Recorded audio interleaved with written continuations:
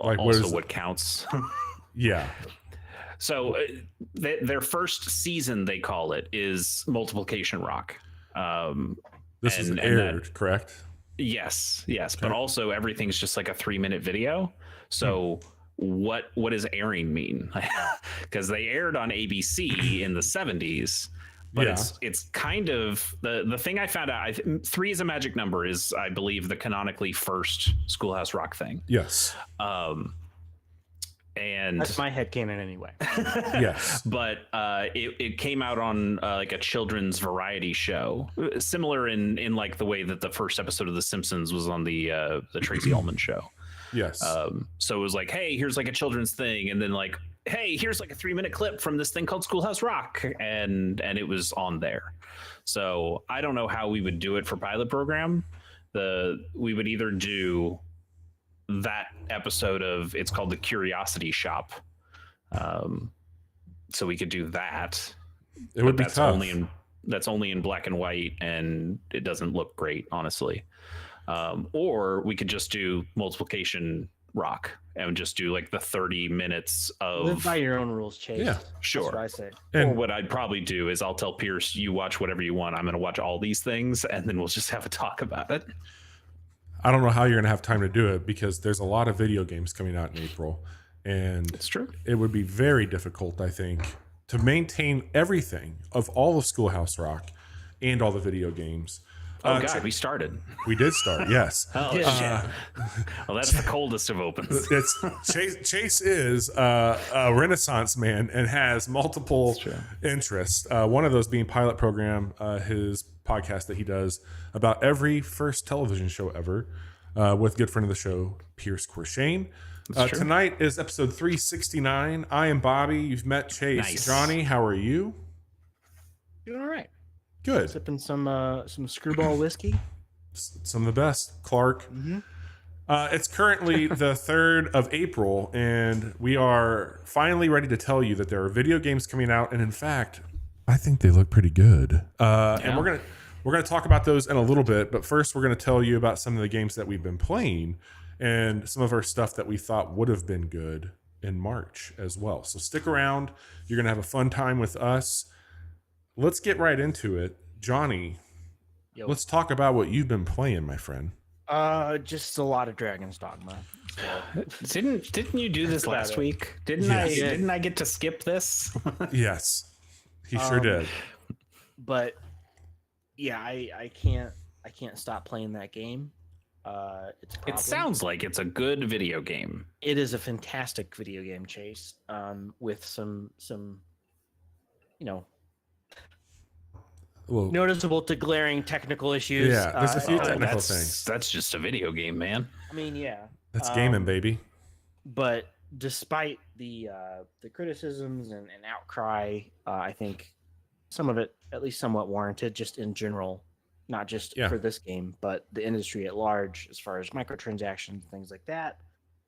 But also, split hairs, like if people want to pay for the convenience, as long as the thing isn't being designed to manufacture it's a whole thing we don't have to get into. Anyway, the game itself, so much fun. I think I'm about ready to go to the second area, the desert area. I have to figure out how I get I thought I had the ticket because it said I had something in my inventory that said something about a border crossing, but that must not be the right wrong. So I might ask Bobby what the fuck I need to, because I've unfogged all of the map that I can in that first region. It's just following that first, like the first mission you get to when you're at the capital. That's a skill check. If you don't do all those, you can't progress anything in the story. Okay, gotta unfog your brain, Johnny. That's going to be tricky. I know. I said a lot of what I had to say about this game last week with Johnny. That was a ton of fun, just kind of breaking it down. I will say I have approached this game differently, and I realized that a game like this, traditionally, like with a Witcher or Skyrim to a degree, you wanted to min-max the shit out of it. You wanted to make sure. I did this with Baldur's Gate. I didn't want to miss anything. And here, I have naturally progressed the story and other items just through discovery, like just going through this thing, checking it out. Yeah, it's been really cool. I don't need to talk long about this game because we have a lot of other games coming out this month we're gonna need to cover tonight. But like, I think this is the most surprised I've been this year. Not that I didn't enjoy the time I spent with the first game, but this one, just coming off of like being, I want to say disappointed, but not feeling as strongly about Final Fantasy VII Rebirth as I thought I would, and then this was just a game I thought looked neat, and to have it just speak to me in the way that it has been really awesome. And I just unlocked the Mystic Spear Hand in the last couple of days, and that's a lot of fun. So Dragon's Dogma 2 is a game I'm going to be thinking about and talking about a lot this year. And Bobby, I know it's not your favorite game, and it's certainly not my favorite game either, but I do give props where they're due. I think Dark Souls and the other Souls games that have come since have really paved the way for this. Evolved gamers or made them more accepting of weird esoteric systems, and like people kind of fucking love it. And I think like gamers have been like, okay, this is kind of what I like now. I've accepted that this is what video games can be, and I think it has changed tastes in some noticeable ways, and one of those is, Dark Souls was the thing when Dragon's Dogma 1 came out, but I don't think even then it had been as far accepted as it is now. It hadn't been as far spread as it is and now. To a degree, like even Monster Hunter, some of that was informed by that too. So to see this kind of more mass adoption of Dragon's Dogma 2 is really cool. It sold 3.5 billion copies last billion with a B. Holy shit! Million. 3.5 billion. Not middle. Not this. One for everybody. So I mean, I do think we have to thank Dark Souls 100%. and FromSoft and for kind of changing the dynamic of people and getting them interested in more weirder making people games. Want to get good. Yeah, I saw somebody tweet out like, how long is it going to be until we look back at Final Fantasy Type O, which is not a very well-loved Final Fantasy, but it also has a bunch of esoteric bullshit in it. But it's like, we have enough of these games out now that people are like, oh, these games are all great. And like, when are we going to go back to old games that were also potentially pretty great that we just passed over because we thought they were weird bullshit? I know, man. But now we're into weird bullshit. I mean, Shadow of the Colossus succeeded in that, right? Like, but that game was not weird bullshit. It's pretty weird. It was pretty weird. It's weird, like thematically, but it is the time. Yeah, that is. It's like a hub and spoke game where you go and fight big monsters. Like that did not seem that crazy to me. I don't know. I think it's a little esoteric. But who's the real monster, Chase? Well, sure. Why did we have to kill the monsters, and why are we hunting them? Why can't we just talk to the demons? So Dragon's Dogma 2 is great, and I can't stop playing Outro. I just can't. I play it every night before I go to bed. Put it on the phone, you coward. It's gonna I don't do that, please Local Funk. Speaking of things that are about to come to phones, Suika Game is getting a mobile version here real soon. Ooh, okay. I'm like, I don't need that in my life. Don't put that hex on me. Don't you curse me, Ricky Bobby. As far as Chase Kinnicky is concerned, the game will not exist on phone. Yeah. I did consider very briefly, because I started a new Chasey K Plays series, and I was like, should I go back to Suika Game and just see if I can get to 3,000 like I really wanted to? Like that was my original goal. And I went, nah, I don't need to get back into that dark twisted hellhole. Son of a bitch. Well, I'm not one to shy away from addiction, and I think I might have found a new one. Pepper Grinder. Ooh. Is fucking good, guys. This game came out on March 28th. It is put out by Artech, AHRECH, but published by your friends and ours, Devolver Digital. This is the really slick-looking pixel 2D Dig Dug-esque. There's a level in Ori where you get an ability to kind of slide through sand, but it is gorgeous and it has that juice, baby. It's got a ton of juice and It's got that grind. It's got that juice and it's got that feel.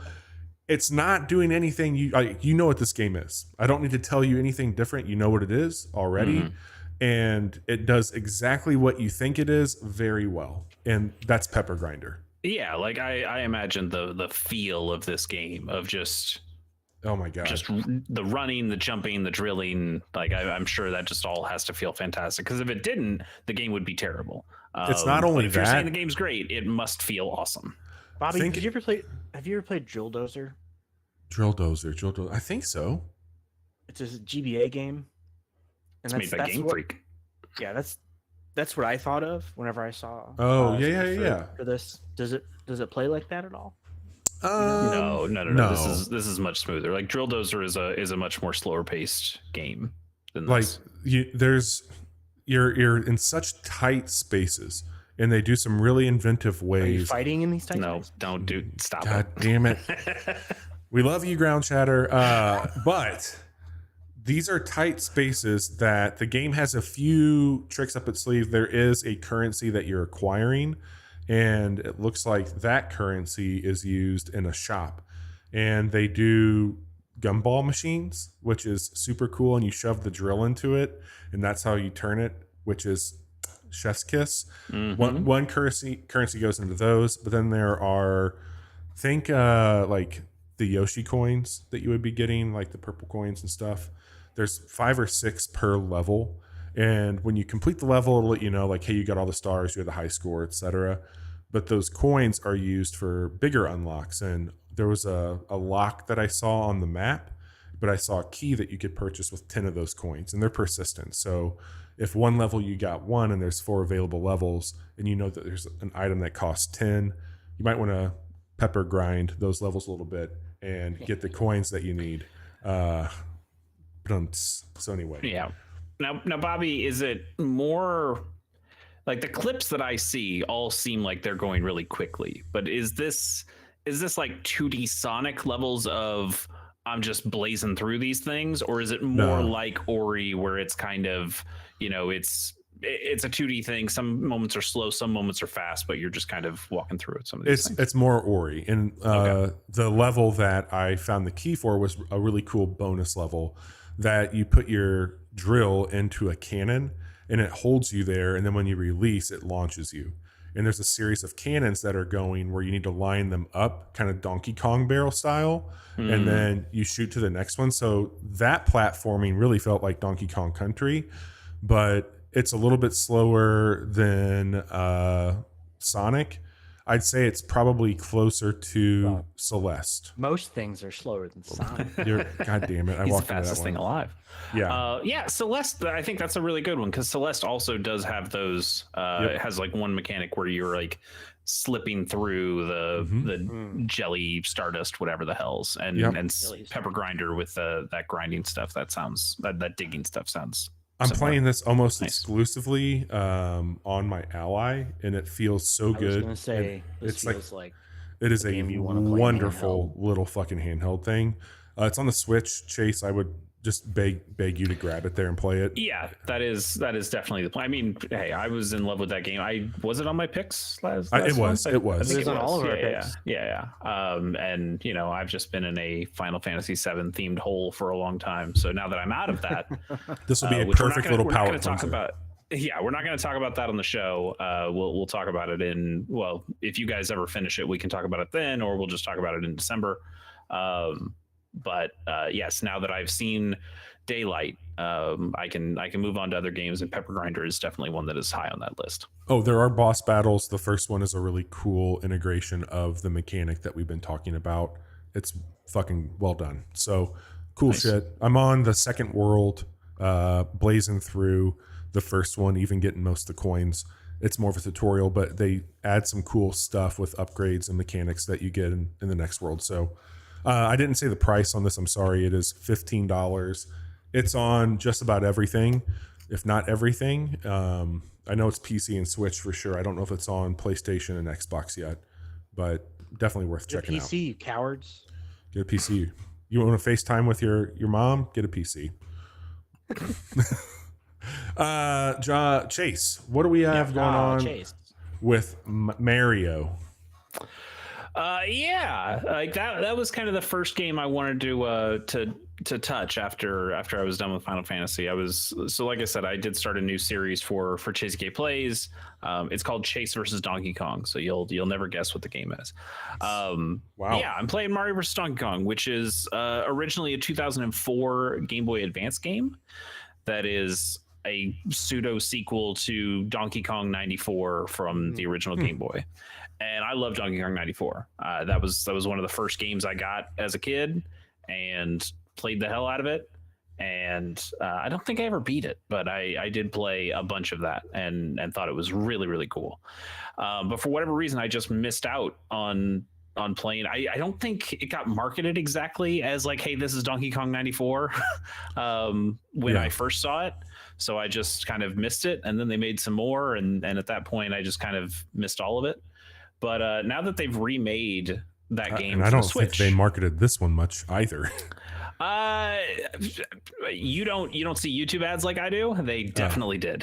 They 100% did. Okay. I saw so many goddamn YouTube commercials. All right, I was gonna say, like, hot damn, I have not seen a whole lot of advertising for this one. Man, Nintendo. I'm sure it's just because of they some know of the what YouTube you're about. that I watch, but Nintendo.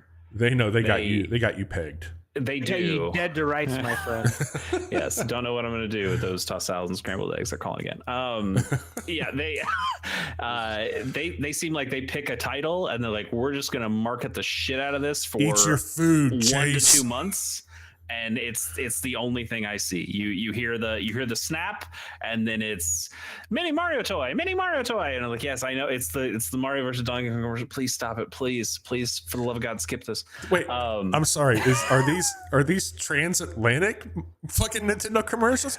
Well, mini Mario toy, get your mini Mario toy, boy. That is 100% how the game starts. Oh, really? Donkey Kong is sitting on his couch and he's watching TV, and it's absolutely a straight up old style ad of like fast talking guy talking about these mini Mario toys, which are just like these tiny little Lemmings style Mario toys with like a little key in the back. Get yours today. Totally, 100%. And Donkey Kong's eyes get real wide, and he's like, "Oh, I fucking need these." I mean, he doesn't talk, but you can tell he's like, "I need to get me some of those." So he runs out. He runs to the factory where they make them, and he starts to, or I guess he tries to buy one, and they're sold out. And so then he goes to the factory and he just starts stealing them. Hang on. Runs out with them. Hold the fuck up. Yeah. Are you telling me that Donkey Kong for the Nintendo, that Mario that we see is an actual like wind up, like hitting the hammer very quickly, like a wind up, going after him? No. Oh my god! That is for a minute. That's Jumpman, a very different character.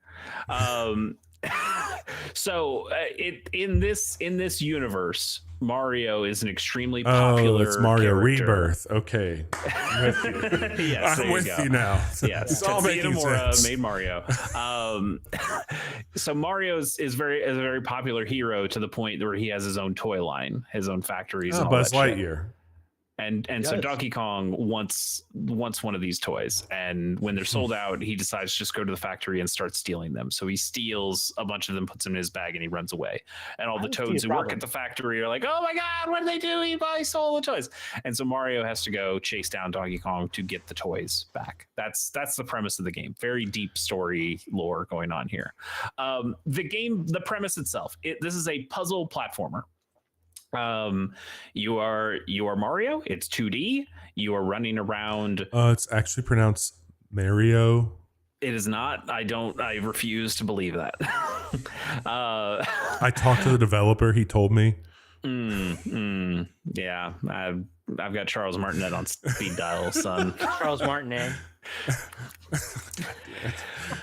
I think you mean Chris. This remake? I think you mean Chris Pratt. Oh no! No. Chase, how is this remake? It's good. I mean, again, I don't play the GBA one, so I can't tell you comparison wise if it's better than the other one. But it feels nice as a person who's played Donkey Kong 94. Mario still has all of his cool, tricky movement. That it's insane how much movement tech he had in the Game Boy. That you didn't see in other 2D Mario games. Like Mario can do a handstand here, and if he's in a handstand, anything that tries to fall on him from above, he kicks away. So it's really cool, and also he jumps higher out of a handstand than he does off his feet. That's how it is in 94. Yeah. That's what I'm saying. they took all that movement tech. He's got like a triple jump. There's a bunch of cool shit in here. Yeah, it's great. It's a fantastic game, and this game is fun. It's good. It's single screen, so you have to navigate this kind of single screen that's going on here. And the thing I don't like, it's a very small thing, but in 94, you were trying to rescue Pauline still, and she had the collectibles you had in every level was a purse, a parasol, and a hat. And in this one, because there's no Pauline, they're just like, what if they are just different colored presents? That kind of serve no real purpose. And why wouldn't they do Pauline after Mario Odyssey and everything? Like, well, this is about getting the toys back. So like Pauline isn't really part of the story. Pauline, she's busy running New Donk City. Sure, yes, she's a mayor now. So yeah, I mean, you're basically just going. Each level is actually split up into two screens. So you have one single screen. Oh, it's on a DS. I get it. They made one for the DS. But you collect a key in the first screen, and you find the locked door, and you open the locked door. And then when you get in there, then you have to navigate to the mini Mario toy, and then that's one level is kind of two separated out stages in one level. And there are, I believe there are 8, maybe there's 6. There's like 6, I think there's 6 normal stages in each world, and then there's 2 kind of final ones. One of them is a more of like a Lemming style game where you take all the mini Mario toys that automatically just follow Mario, and you have to kind of kite them around the level to get them all into a big toy box at the end. But you also have to use them to solve puzzles. So you need them to move into certain spots before you can hit the button that opens a door so they can move into other spots, or you need them to go collect something before you can move them to another place. You know what? You should just play Pikmin 4 because that game fucking rules. Sure. Play Pikmin 4. God, that game's so fucking good. And then the final level in a world is a boss fight against Donkey Kong. Cool. And at least in the first couple, you have to hit Donkey Kong 4 times. And I screamed at my screen of, excuse me, sir, I thought this was a Nintendo game. You hit the boss 3 times and the boss is over. What's this 4 times bullshit? Where'd this go? Where is Shigeru? Where'd he go? But other than that, behind this? probably. I mean, I think Zach is split off in a different world where you have to throw an extra barrel. Yeah, it's fine. It's fun. It's a neat little game. It hasn't been particularly difficult. Part of me at least, as I started playing it, was able to skip large chunks of the first set of levels because I was like, oh wait, I just know how. Like I can cheat this by using the handstand jump and the triple jump, and I know how to get past a lot of this stuff. Do you think it's worth the $50 they're asking for it? That's a tough call. I don't think this game is like, unless they add a bunch of worlds. I think there's still just 8. I think this is still just a Mario game in that sense. And if it's 8 worlds with 8 levels on each, I mean that's 64. That's a decent amount. But it's they said there was 100. I think there might be some post game stuff, like maybe they open up a harder set of levels or something. Not 100% sure. Just like seeing the way that the UI looks, it seems like there's space for 8 worlds. There's 130 levels, it says on the store page. Okay, that makes sense. That's 64 twice plus 2, so maybe it is double levels and then add in a couple extra challenges levels or something. Yeah, some bonus levels.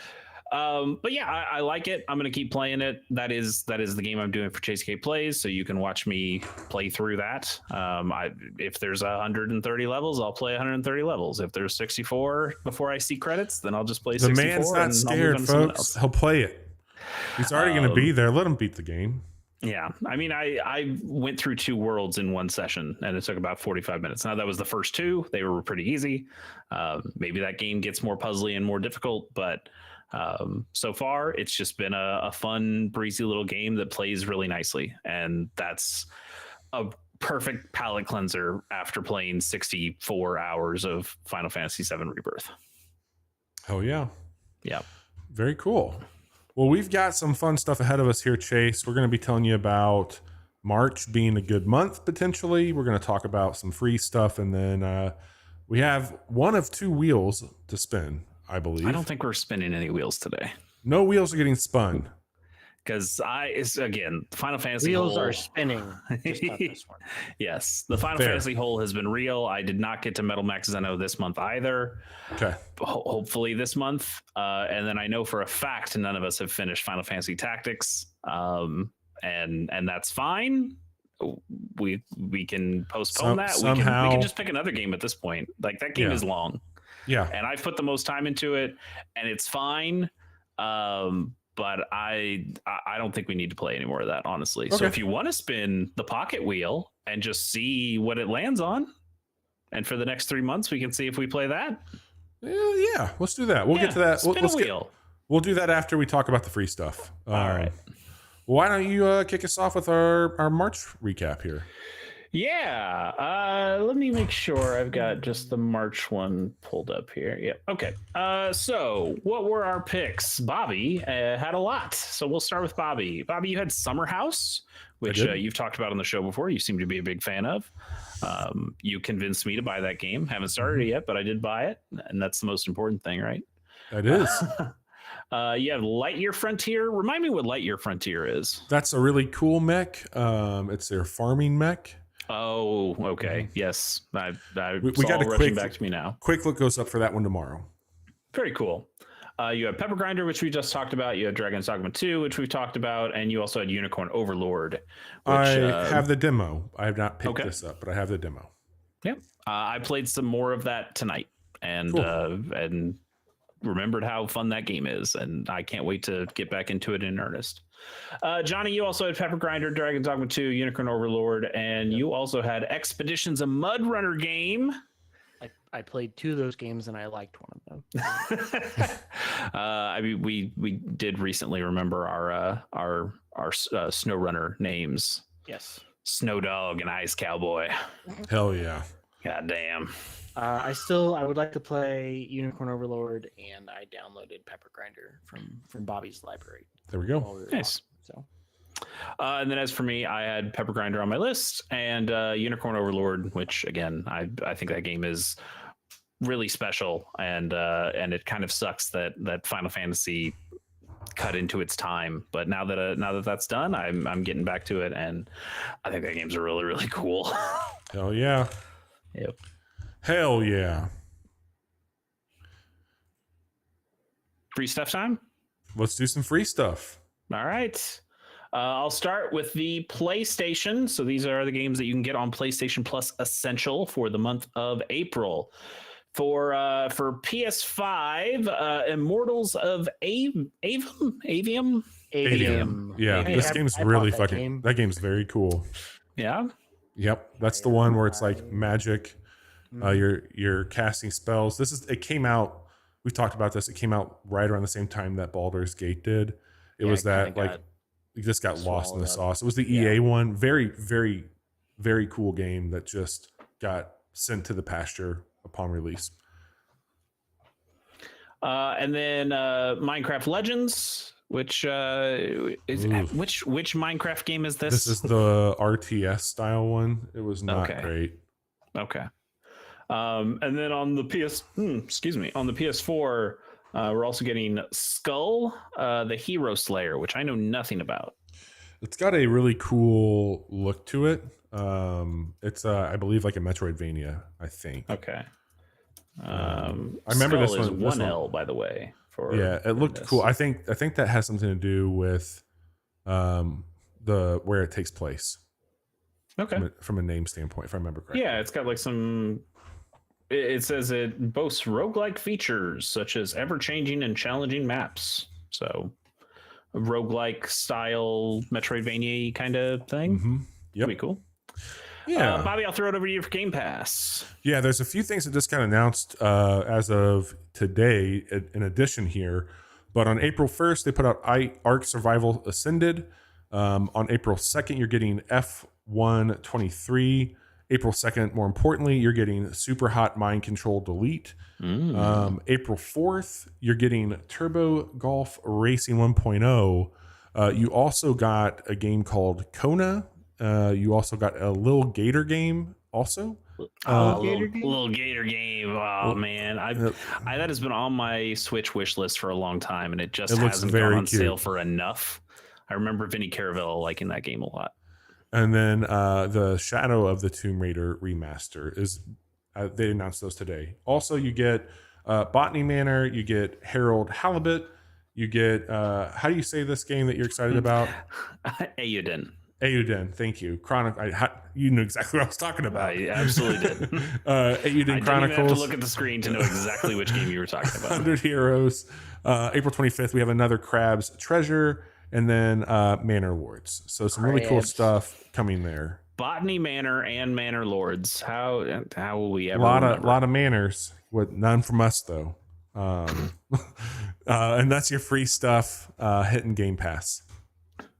All right, let's spin a wheel. Let's see what happens. All right, let's get up here and get us switched over. Let me pull this one up here. We'll probably still find some way to talk, or I at least will find some way to talk about Final Fantasy Tactics Advance. I played too much of that game not to find a way to talk about it. Maybe I'll write something on Gamers on the Go. It's cool. It's just not. I think the PlayStation 1 is probably the way to go if you just want to play a Final Fantasy Tactics game. What Advance Wars 2 Black Hole Rising. Yes! Yes! Honestly, that was the other game I was considering for Chasing K Blaze. It was between Donkey Kong, Mario vs. Donkey Kong, and Advance Wars 2, because I finished the first Advance Wars with the reboot camp, but I didn't play much of the second one. Great! That's a fantastic game. I will say, you guys have your choice of whether you want to play the Switch remake or the Game Boy Advance version. Okay. They're the same game. Play the GBA version. The GBA one looks really good. Okay. Yeah, I think I'd rather do that. Yep. All right. I'm not crazy about that art style. No, totally. I mean, it plays fine, and it is slightly rebalanced in the Switch version, so that is something to take into consideration. But yeah, those pixels just look so good on the GBA, and I know this project was partially to get Bobby to try out more things on his Pocket, and it works on your Pocket, and that's for damn sure. So 100%. Cool. That's a great pick. I'm excited about that. Also much shorter than Final Fantasy Tactics, so that's very doable. Well, Chase, let's look at some trailers. Yeah, let's do that. So we will start on the 11th, which man, that's starting pretty late in the month. Yeah. Oh wait, no, sorry, hang on. That's I've got our monthly release thing on overall games instead of just the April games. There we go. Hey, let's start on the 3rd. That's better. Harold Halibut comes out on April 3rd. No, that's not right. Johnny did something here. God damn it, Johnny. I don't know what Johnny did to our list. Start with Biomorph. Johnny, I think you added like a bunch of stuff to our monthly release thing. Yeah. I don't know how I would have done that. Well, you I fucked it up to show the month of April. You son of a bitch. Yeah. All right, never mind. We're starting on the 5th. We'll get this right eventually. Biomorph comes to PC on April 5th. Bobby helped out with the thing this month, so he has some of the notes in here. He says Kirby meets Hollow Knight, another dark Metroidvania that has style and a slick idea. Yeah, so you basically are taking over the enemies that you become or that you kill. Okay. And so it's kind of like almost Mega Man, but Kirby in that sense. But when you kill the enemies, when they come back in after you have their abilities, they've like upgraded. in a way. So it looks really fucking cool. People seem to... I'm definitely seeing like the Hollow Knight style of like the cell shady flat art style. It's very cool. But I think becoming like the enemy and stuff is really fucking neat for sure. Mm-hmm. It actually reminds me a little bit of the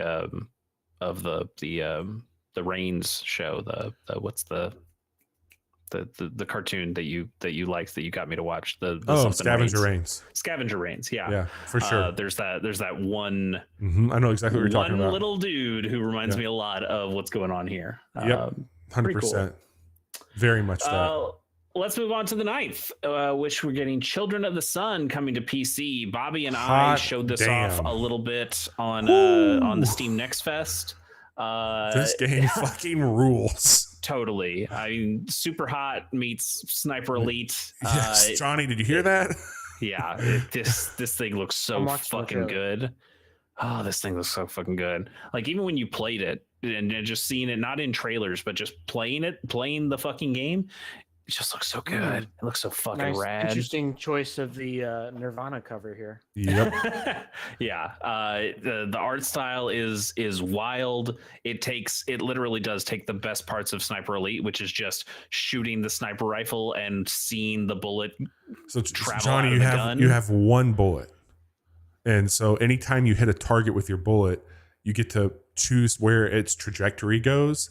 And the idea is that you use one bullet to take out every enemy on a map. It's basically that one Seinfeld bit about the loogie, the magic loogie, which is just the JFK bit.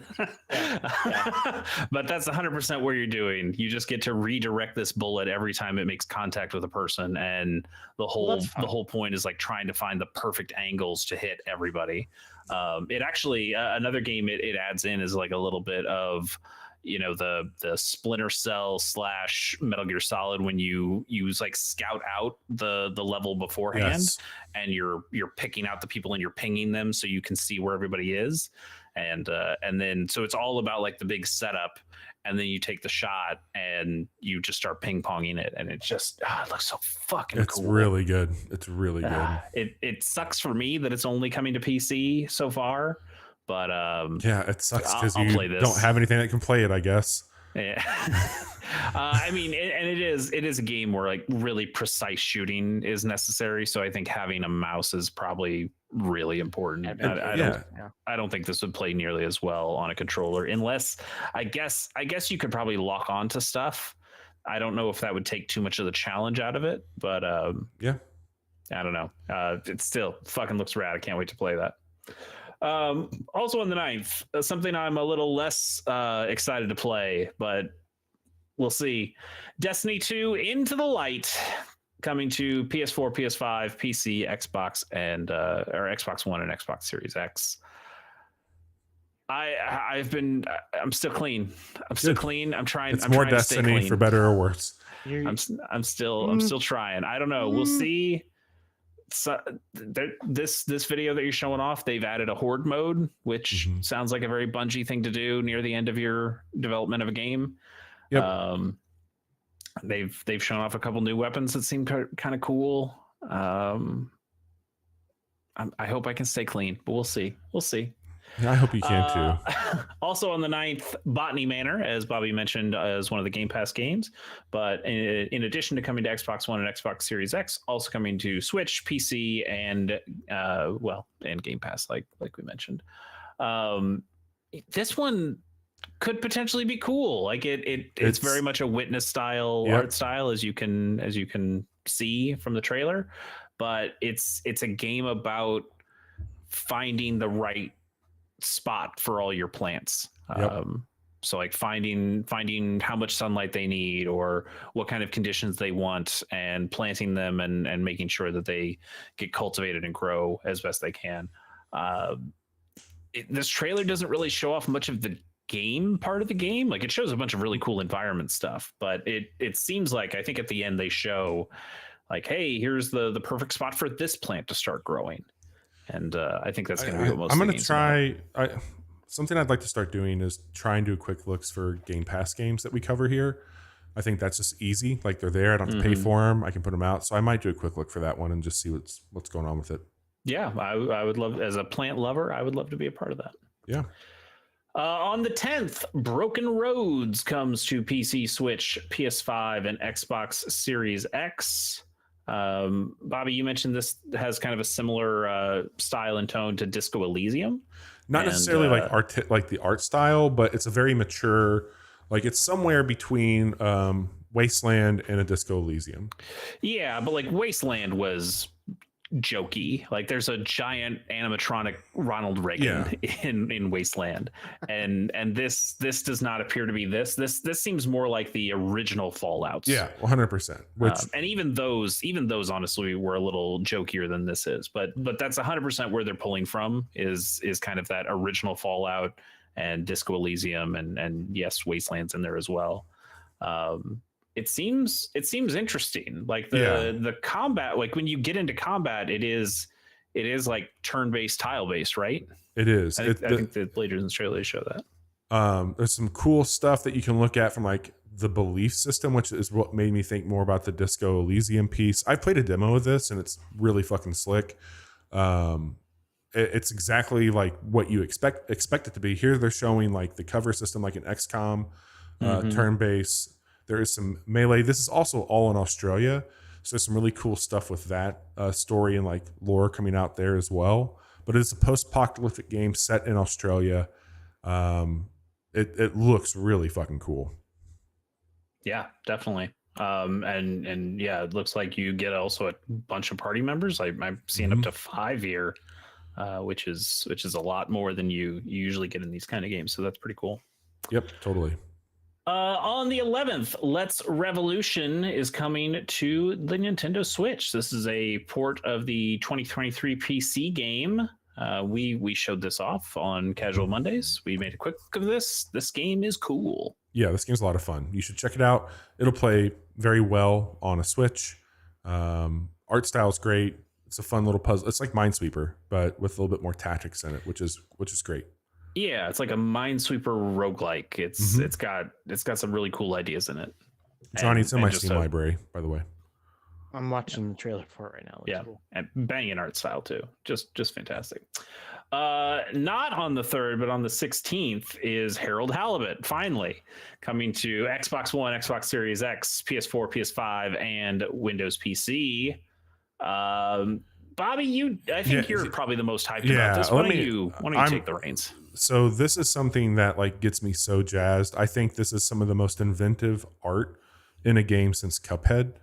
It has all handmade like claymation animation in it. What was the game on Apple Arcade that we all liked from Square? Fantasian did some cool stuff with their backdrops and their settings.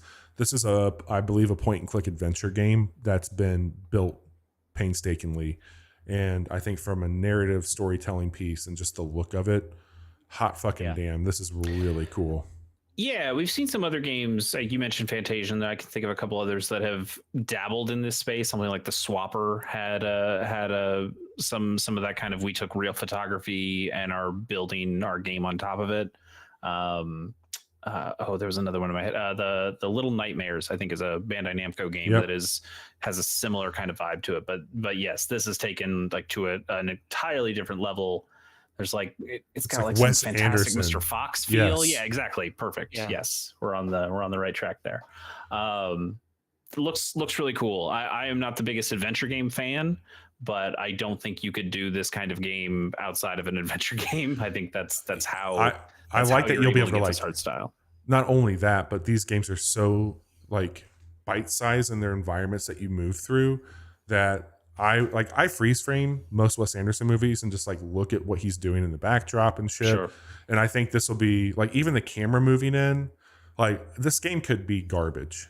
And I'm probably going to be just like gushing over how great it is for the art achievement alone. So I can't wait. It being on Game Pass is perfect for me. It's like this is just, you get to go and experience something. So I'm so thrilled to check this one out.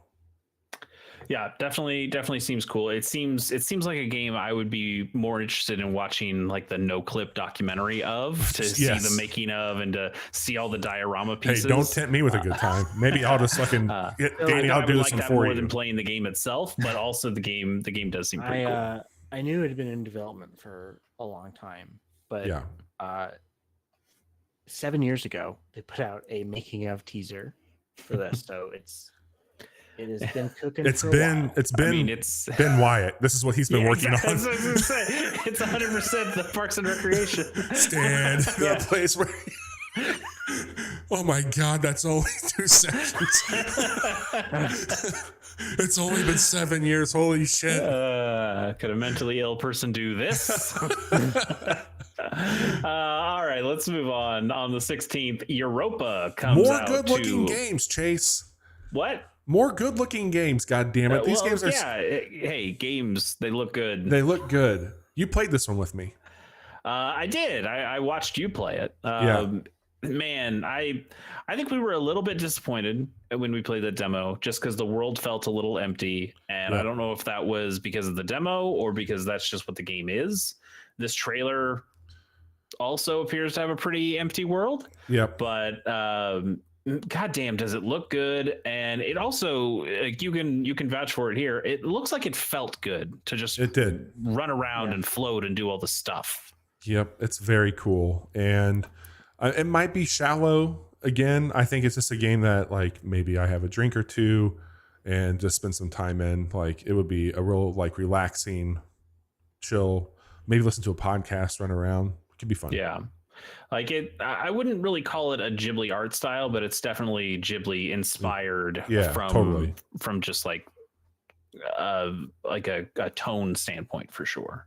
I thought I read, and maybe Johnny or one, I can look it up. Well, can you look it up while I'm moving the stream here? I think it's one developer. I think it's made by one person. I think that is right. I think we did mention that, is that it's mostly just one person. Which maybe is pretty, like somebody else doing the music. There are 2 people listed here. Okay. Or wait. Yeah. Looks cool. It says Helder Pinto Chozabu.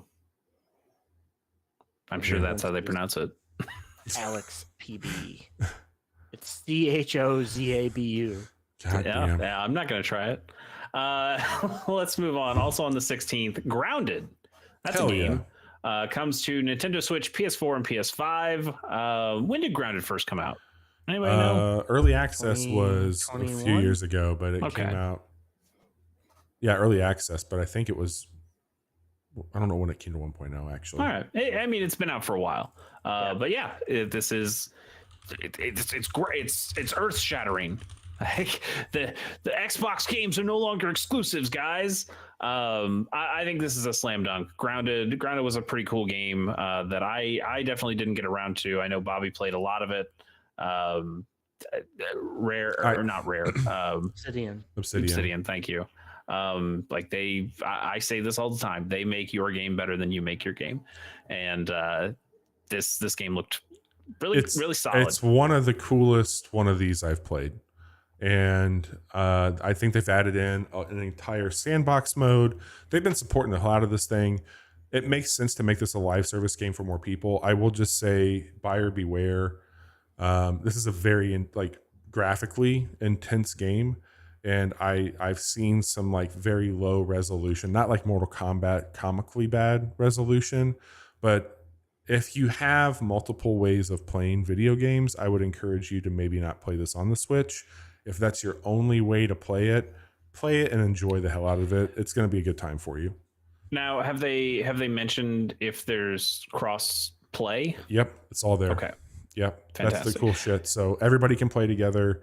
You have cross saves, cross play. It's all there, and it's the current version of the game. This isn't like the Monster Hunter thing of like, we'll put it on the PC, but it's all the old version, and we're gonna have to wait for all the upgrades on that one too. Nope, this is the whole thing. That's great. That's great. Really cool. Yeah, comes out the 16th.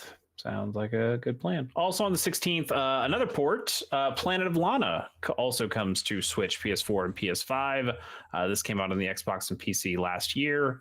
I didn't get around to it, probably because of the machines it was on, because I'm more of a Switch PlayStation guy. but I just remember falling in love with this art style. It really seems like a game that kind of fits in that Grease or the Inside. Play Dead. Yeah, totally. Dude, Chase, Bobby, you gotta play. some of this, You right? gotta play it. It's really fun. It's exactly that. Like Okay. I've said this a lot tonight. It's exactly what you think it is in the best way possible. Yeah. It's beautiful. It's got a ton of emotion. It's just like you kind of want to run with it the whole time. Not very long. It reminds me a little bit of A Boy and His Blob, which was like a puzzle platformer where your little companion guy was able to help you navigate stuff. And this seems maybe a little bit higher paced than that, a little less focused on the puzzles, but it still is like, hey, you've got your little guy who follows you around who can help you navigate some of this space that you're going through. I think that really cool. the FAR games also have a lot, not the tinkering aspect, but the heart and the emotion of those games is very much here, like as you're experiencing things with it. Yeah, I mean, it's those cool. games are about the journey, Mm-hmm. and this is definitely the journey from, I don't even know. I don't 100% know what happens, but it seems like some robot shit, some meteors coming out of the sky. A lot happening. Yeah, it's really cool. I'm excited to play this one for the first time, and artistically looks awesome, but technically doesn't seem like it's going to be a problem for like a Switch to run. So no, not at all. Pretty excited for that one. On the 18th, No Rest for the Wicked comes to PC, PS5, and Xbox Series X. Bobby, tell me about No Rest for the Wicked. Speaking of them, this is the Ori team. This is their action RPG. They've kind of made a Diablo, and it looks fucking great coming from them. So it's been billed as their take on a Souls-like that looks like Diablo. I think it has co-op, if I'm not mistaken. I think it does have co-op. It could, maybe I'm misremembering that. But they make some really cool mechanical games. They've got great game feel. They've got great game design. And everything I've heard about this game and everything I've seen and what they've shown seems to check those boxes as well. It might end up being a game that like I can't connect with because I'm not a huge Souls-like, but I'm going to try my damnedest because I think there's a lot happening here that looks fucking rad. Is this the first non-Ori game this team has made? Moon? I think so. Maybe I'm wrong. Let me pull them I'm not out. sure. Moon Studios. What have they done? That's just something for Ori. Moon Studios. It looks like they link out to No Rest for the Wicked. It looks like they're from Blizzard at one point in time. Yeah. Oh, hang on. Let me see here. No, nothing yet. I don't know what they've put out. I mean, no, just Ori in this. That's it. Yeah, that makes sense. Well, cool. Excited to see them branch out and hope that game is rad. Yep. On the 23rd, Eiyuden Chronicle 100 Heroes comes to PS4, PS5, PC, Switch, Xbox One, Xbox Series X, and Game Pass. First, I'll just say straight up, I kickstarted this game. I'm a backer, so you're welcome, everybody. With a grain of salt. Yeah, I'm. This is shilling for this game right now. Totally. You get to play it because of his hard-earned bucks. Yeah. It's a new Suikoden game, more or less. Like they aren't making more Suikodens. The original creator of Suikoden said, "I want to make another Suikoden if people will pay for it," and people paid for it. So we're finally getting it. It's been delayed. If I've never played Suikoden, should I play this? I think this is probably a fine one to come into. I get the Suikoden games. I guess the first two are tied together. I don't know how much the universe is actually tied together. I've only played Suikoden 2. But this is a whole new story, whole new characters. It looks fucking rad. It does look good. Like it's kind of HD 2D a little bit. Yep, but with a little bit more like really cool pixel blend. Like not the traditional chunky ones you see in that. Yeah. They're like really detailed. It looks cool. It does look cool. And they've been working on it for a while. I know COVID derailed them a little bit. They put out like a prequel game, Eiyuden Rising, which was a 2D like go into the dungeon and loot some stuff and then come back out game. I didn't play that one, but it has some of the characters that are going to show up in this game. There's a lot of fun characters. There's like a big shark guy. There's a kangaroo. There's a bunch of ninjas and cool guys with swords and all that shit. But yeah, basically it's a new Suikoden game. If you like the idea of Suikoden, which is more just like a party of 6 at any one time with a lot of cool moves and combo moves, and you get a bunch of characters that you can all build in. Like the game is called 100 Heroes, and that's how most of these games function.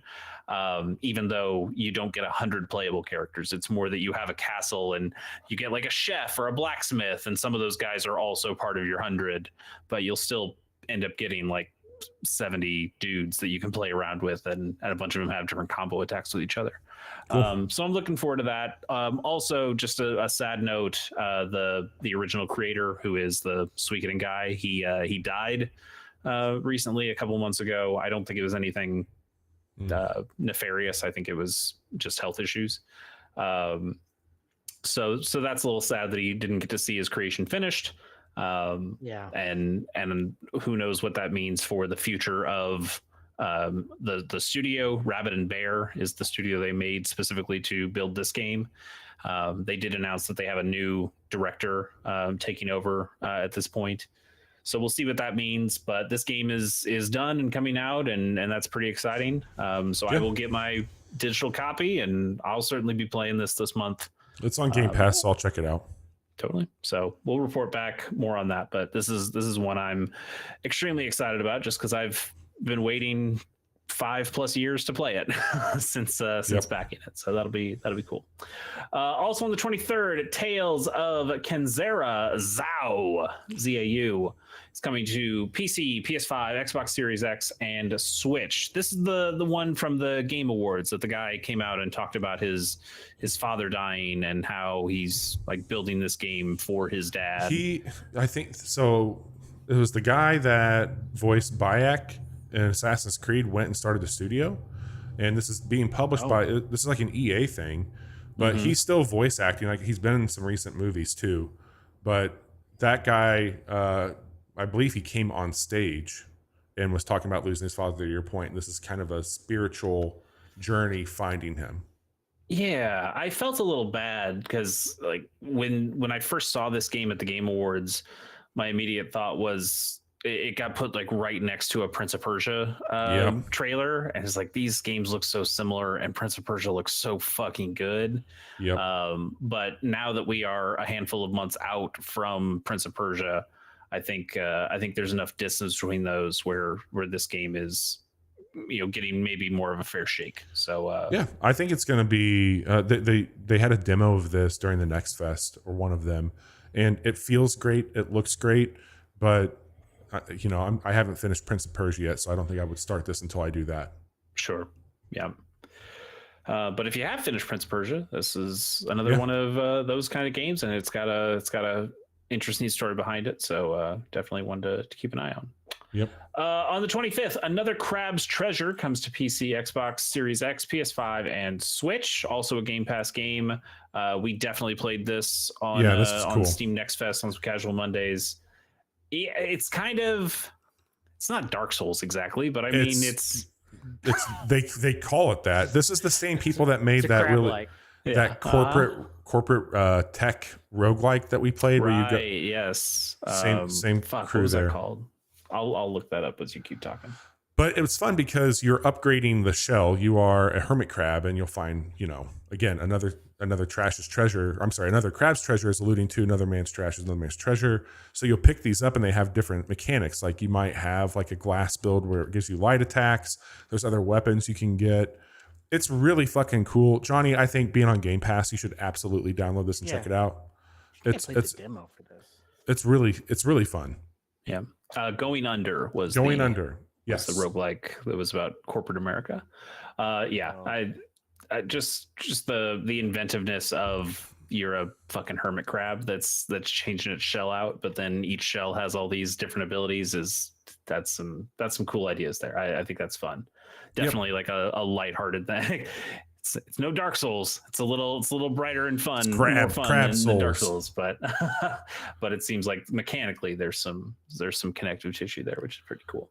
Johnny's Crab Souls. Yeah. Also on the 25th, Megaton Musashi W: Wired comes to PC, Nintendo Switch, PS5, and PS4. I'm just going to read Bobby's notes here. He said, "Why can't they just be mechs? What the hell is a Musashi anyways? It's more weeb shit for that big chase energy." Not wrong. One, Musashi is a very historically important swordsman from Japan. He was also a philosopher and a poet guy. So Musashi is a name. This motherfucker looks like a robot. Yes, but Musashi is kind of a name that gets given to heroes and things like that. That kind of just gives you the idea. Oh, he's like an honorable swordsman guy, or he's like a hero kind of character. So you'll see like there's another series called like Brave Fencer Musashi, which is in a similar way. It's kind of just a name that is associated with heroes. Like if we called somebody Beowulf or Gilgamesh or something, you'd be like, oh, well, there's meaning behind that name because of the stuff. Or he's just a big goofy swordsman in Final Fantasy. So that's one of the two that you could be. Right on. Yeah. You've seen the big goofy swordsman in Rebirth, right? Yeah. Yeah. That's Gilgamesh. You didn't get the name, but his name's Gilgamesh. Oh, okay. He's a weirdo who shows up in a lot of Final Fantasy games. Anyway, this game is about mechs, and it's a shonen show of a video game. It's a little bit more Super Robot than I like. I'm more of like I know I play Super Robot Wars, but it's like it has the fucking Mazinger. It has like the Combattler V in there. These are classic Super Robot animes from Japan, but it also has a bunch of original characters as well. It seems like a silly mech fighting game, and that's potentially fun. I don't know. Yeah, seems okay. Maybe not something I'm super interested in playing, but if it gets good reviews, I could be. So Chase is at least slightly interested. Yeah, I'll raise an eyebrow at it. Moving on the 26th, Manor Lords is coming to PC and Game Pass.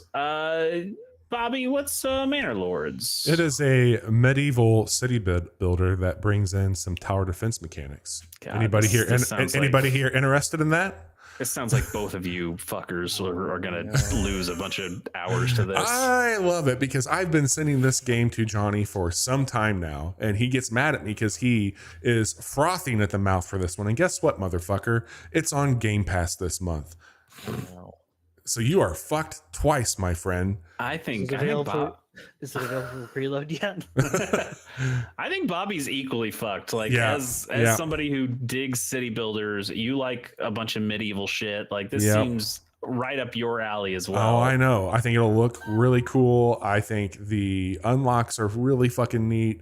I like that you're basically building a village that you have to also build the fences into. I think this is going to be really fucking neat. And I think Johnny's going to lose his absolute mind to it. I think I will lose you both to this game. I'm happy. All right, we got to talk about it. On the 26th, Stellar Blade comes to PS5. Maybe the most opposite game from Manor Lords you could get. Instead of a plotting strategy city builder, this is total action horny there's girl. A lot of plot happening in this game. Chase. Oh yes, plot with a capital P. My plot more in like bio. With a capital B-U-T-T. I think this game looks rad. You know what? I think despite the ridiculous over the top character bullshit that's going on here, and they absolutely know what they're doing. I will just say one Brad Shoemaker says this is what did he say it was? It was Sekiro meets Nier Automata. That's what he called it. Yeah, no, I can see that. But, both those games felt pretty good to play. Zoe, who's been on the show with us, is going to lose her ever-loving mind to this game. I can tell you that much right now. As somebody who has enjoyed a Bayonetta game in the past, as somebody who likes the Devil May Cry kind of action games, and Ninja Gaiden, and Ninja Gaiden is probably a little harder than I like playing, but When you get to the action of this game, like if you just erase that it's a big titty ninja lady, the game still looks pretty cool. Yeah. Yeah, I mean, people. There's a demo out now if you want to. If you, I need to check that demo out still. And outside of weirdo gamer gators who are talking about how finally a game with a real woman in it or whatever bullshit they're doing, you wouldn't know a real woman. If spoke to you. Despite go check my kid in, I'll be right back. Okay, all right. Despite all that, I think there is just. Like there seems like there might be a good game in here, and was it called Project Eve? I think at one time, yes. It's based on the trailers, definitely. But yeah, Stellar Blade comes out on the 26th, and we'll see. I could see myself playing it if it's a fun action game, but you're not going to get past those breasts, buddy. They're up in your face. They aren't going anywhere.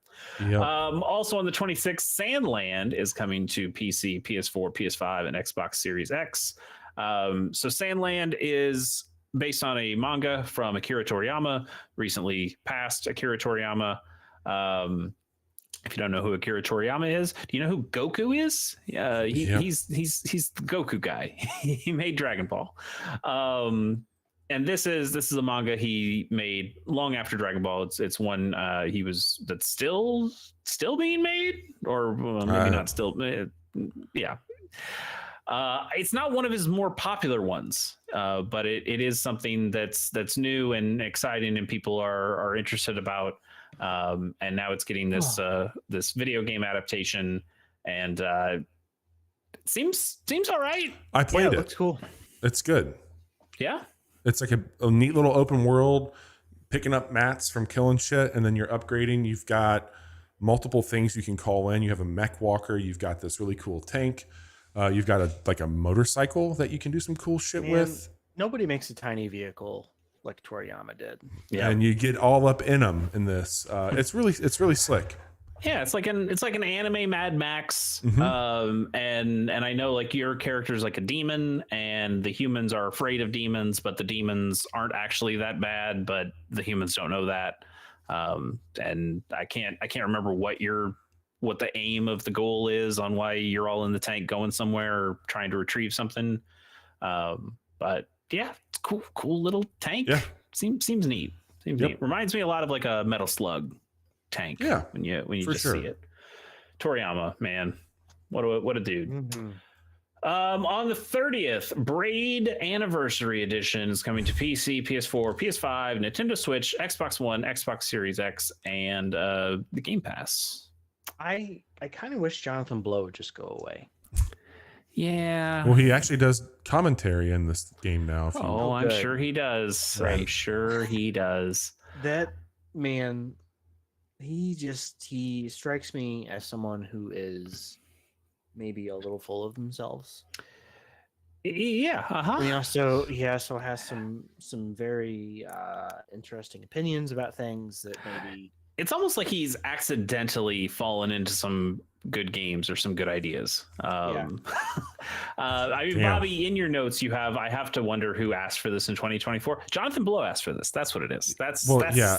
And that's apparently Netflix. I don't have that on here, but it's coming to phones via Netflix. Oh, okay. Sure. So maybe but why would they care about this? Because this is the indie game. Yeah, this is an incredibly important indie game.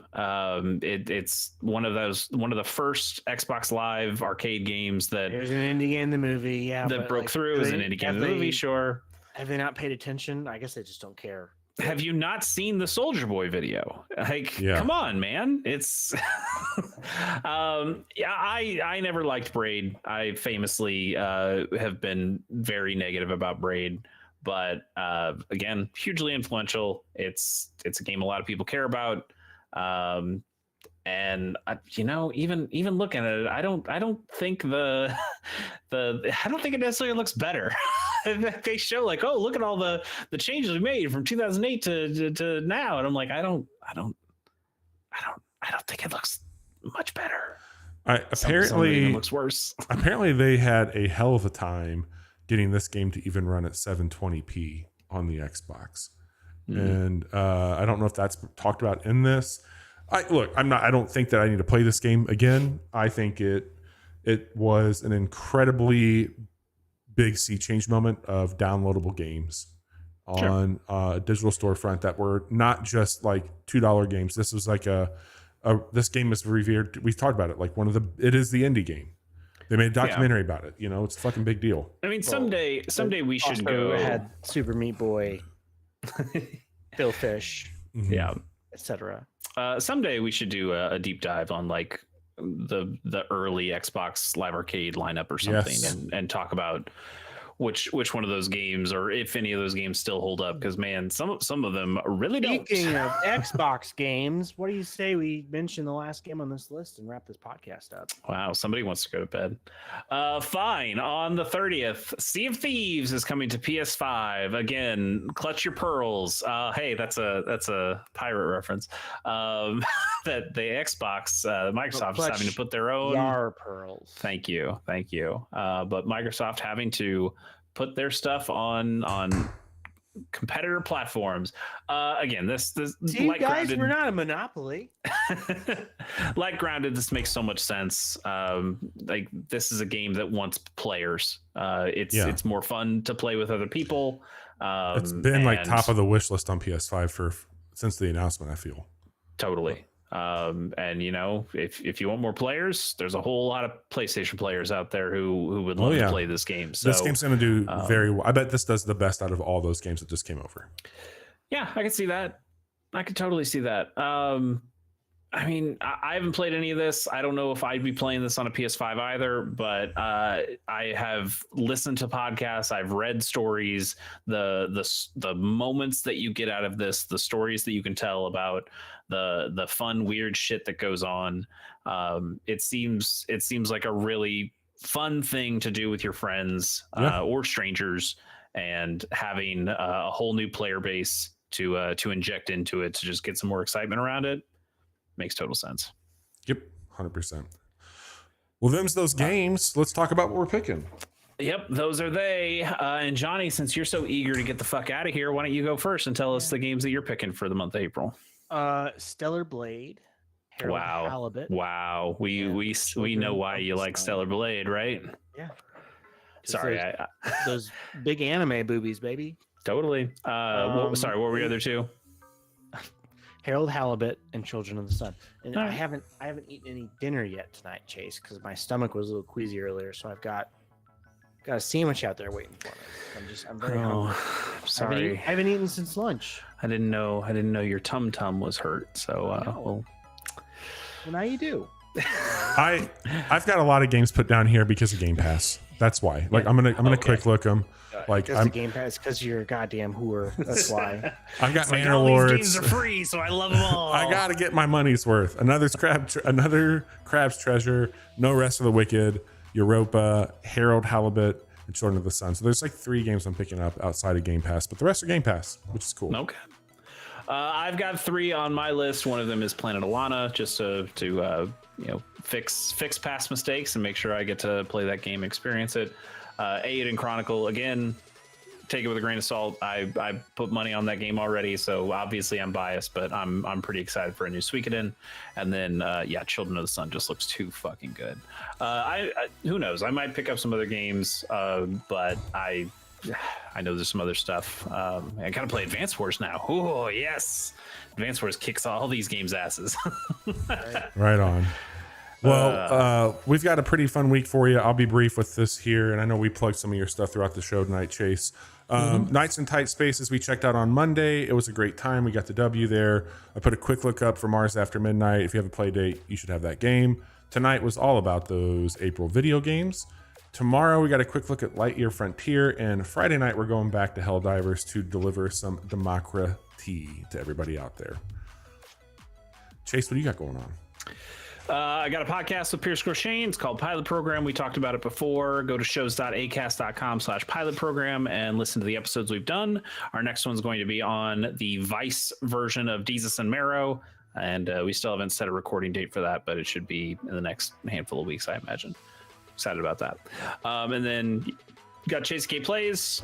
Search for that on YouTube or click the link in the over there in the chat, and go watch me play some Mario